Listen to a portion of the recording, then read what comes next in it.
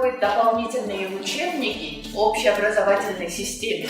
Всего выделяется по программе 20 часов. В эту программу вошли пока 5, 6, 7 классы. По этой программе вот у нас с помощью авторов во главе академиком НАН Казахской ССР Байбаковым Кармут Ахметовичем, с помощью Акимата разработан учебник. Авторы у нас все квалифицированные, все учителя года нам помогли написать этот учебник.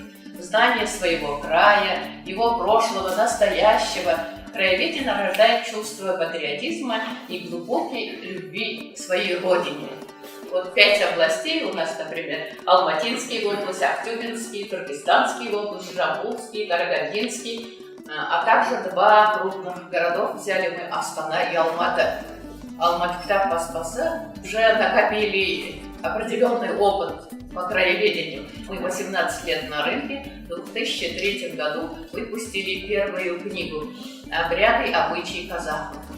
Потом быт и культура казахов, музыкальные инструменты, пословицы и поговорки. В общем, на сегодняшний день у нас насчитывается более 60 названий книг.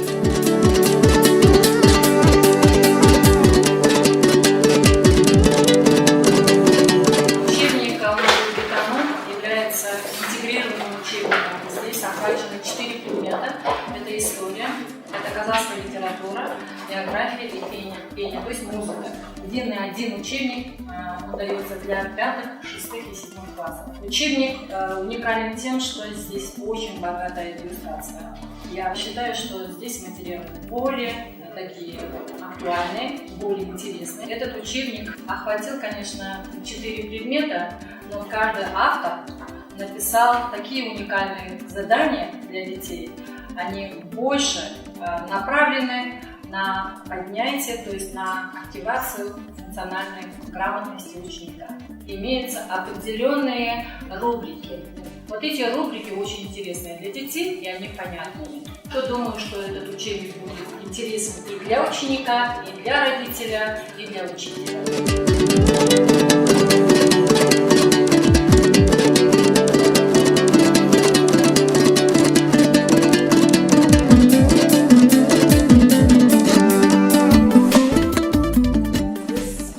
Келгенше сол қазақтың музыка тарихында, өнерінде аты қалған атақты адамдарды алуға тырыстық.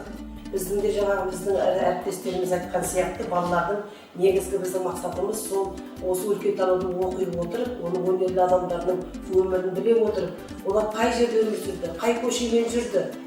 Оны оқыған бала өзіне бір кеудесінде шаттық сезімі болу керек. Мен осындай қалада тұрады екен ғой. Осындай қазақтың керемет өнерін жасаған адамдардың қаласында тұрамын, мен қандай бақыттымын деген туған жерді сүю адамның ең бірінші өзінің жүрегіндегі рухани байлығын ашудан басталады.